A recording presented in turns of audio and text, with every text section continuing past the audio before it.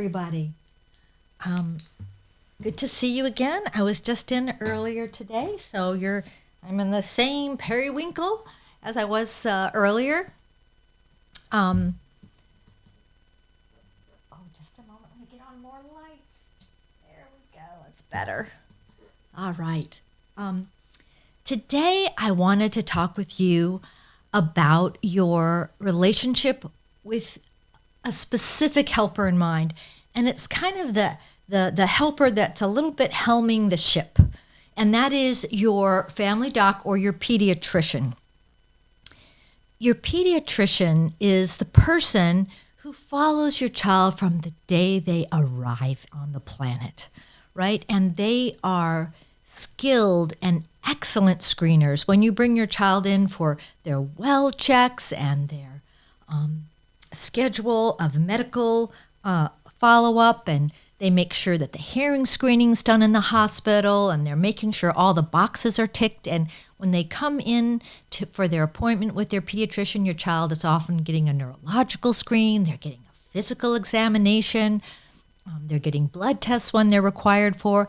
And what that pediatrician is doing is just a whole system of very careful screenings to see if anything crops up or if there's anything that needs follow-up physically or mentally or mechanically for the well-being and health of your child. And they rely a lot on you, too, to communicate what you're thinking about, what you may be concerned about, some of the wonderful things you're noting. And so that pediatrician is very, very important. It's also a place where you can keep your child's histories and medical records intact all in one place, right?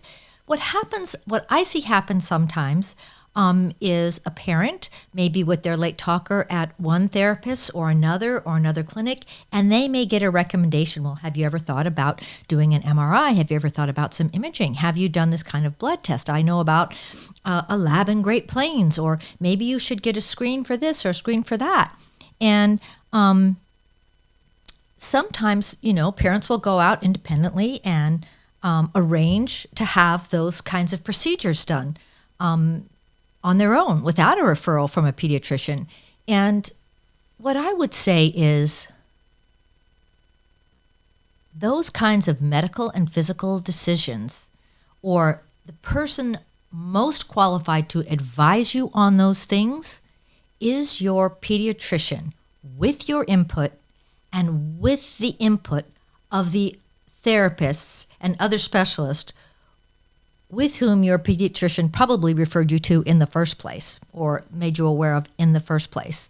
And there's lots of room for discussion, but you want to ask your pediatrician about any medical referrals, about any medical testing, about any imaging, about any blood work, things like that. They are highly qualified for that. And they can talk to you and say, we did this neurological screen or this screen or that screen, or here's what we have been noticing going on with your child's gut, or, you haven't been complaining of this, or your child has been experiencing these symptoms, and this is why or why not we may feel something is indicated or is not indicated. And that's really the way to go forward, right? Then sort of shopping on your own for these various services. Talk to your pediatrician. If you need to schedule special time with them just to talk about your concerns in this area, absolutely do it. Because the first level of any intervention, the first foundational level, is finding out, to the best of our science at this time, is there anything medical or physical that could be interfering with the learning, growth, and development of my child, right?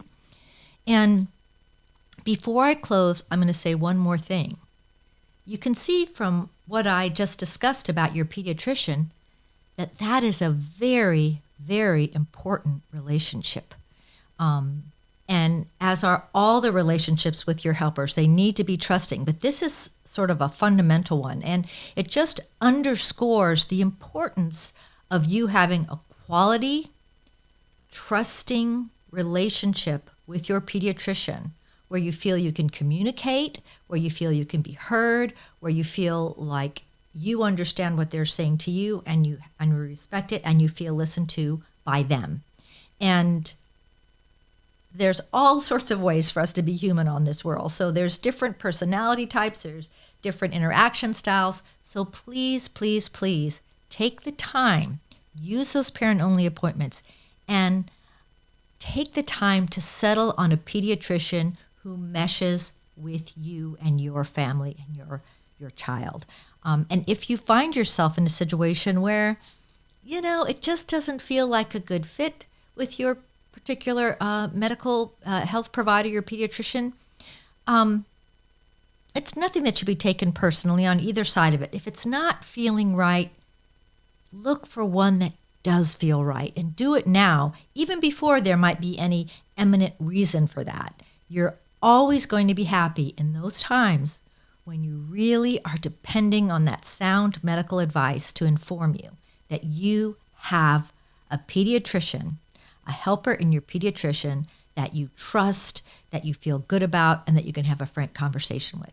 And that's the person that's going to encapsulate all the information in one place for your child. All right. I hope that was helpful, and I hope you are all out and enjoying the early spring, and I look forward to the next time we're going to talk.